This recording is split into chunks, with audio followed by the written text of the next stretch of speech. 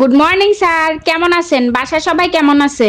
Good morning. আমি ভালো আছি, আমার বাসার সবাই ভালো আছে। এবার আপনি বলেন, আপনার সমস্যা কি? স্যার, আমার তো সবকিছু ঠিক আছে, আমার তো কোনো সমস্যা নাই। অবশ্যই আপনার সমস্যা আছে। অফিস শুরু হয় সকাল 9টায়, এখন কয়টা বাজে? স্যার, এখন তো আমার ঘড়িতে 8:95 বাজে।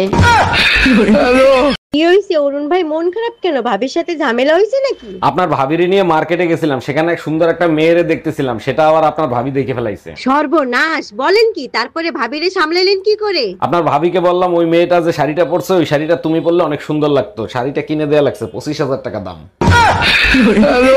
ঠাকুরপো, এত রাত জেগে তুমি একা একা কি করো? ভাবি, যাকে ভালোবাসি তার কথা শুধু চিন্তা করি। রাত জেগে এত চিন্তা করে কোনো লাভ নেই সোনা।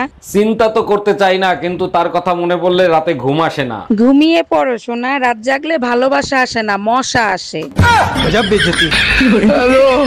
কি হইছে অরুণ ভাই, মন খারাপ কেন? ভাবির সাথে ঝামেলা হইছে নাকি? আপনার ভাবিরে নিয়ে মার্কেটে গেছিলাম, সেখানে এক সুন্দর একটা মেয়েরে দেখতেছিলাম, সেটা আবার আপনার ভাবি দেখে ফেলাইছে। সর্বনাশ, বলেন কি? তারপরে ভাবিরে সামলালেন কি করে? আপনার ভাবিকে বললাম, ওই মেয়েটা যে শাড়িটা পরছে, ওই শাড়িটা তুমি পরলে অনেক সুন্দর লাগতো। শাড়িটা কিনে দেয়া লাগছে 25,000 টাকা দাম।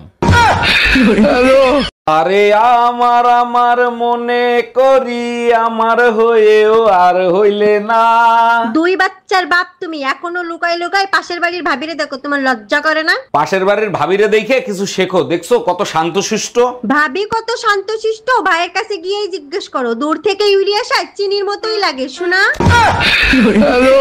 এই দেখো, সকাল থেকে আমার হাত চুলকাচ্ছে, মনে হচ্ছে আজকে আমার কাছে টাকা আসবে। আমার থেকে 10 হাত দূরে থাকো, তোমার চুলকনি হয়েছে, আমারও হয়ে যাবে। বাজে কথা বলো কেন? মুরব্বীরা বলে হাতের তালু চুলকালে টাকা আসে। খাউজাইলে আর চুলকাইলে যদি টাকা আসতো, তাহলে বান্দর আর ভাল্লুকরা কোটিপতি হয়ে যেত।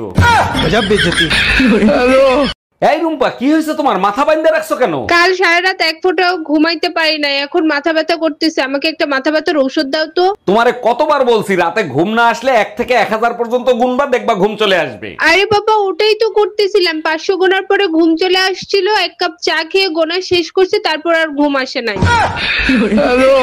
এই শুনো, আজকে আমার রান্না করতে মন চাচ্ছে না, বাইরে থেকে খাবার এনে খাই। তোমার মনের উপর তো জোর দেয়া যাবে না, যেটা মন চায় সেটাই করো। মন চাচ্ছে না বাইরের খাবার খেতে, তার থেকে ডাল ভাত রান্না করে রাখি। তোমাদের মেয়েদের মন হইলো দুইটাই, একটা মন বলে করব আর একটা মন বলে করব না। যেটা থাকার দরকার শুধু সেটাই নাই, মাথায় গিলু।